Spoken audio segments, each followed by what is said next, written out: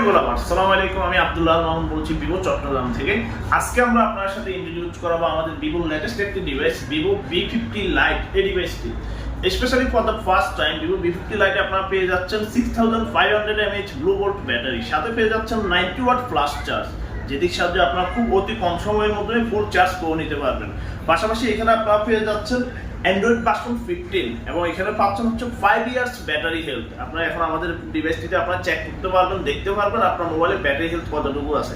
যদি 5 ইয়ার্সের মধ্যে 80% নিচে নামে না, কোম্পানি এটা একটা নিশ্চয়তা প্রদান করতেছে।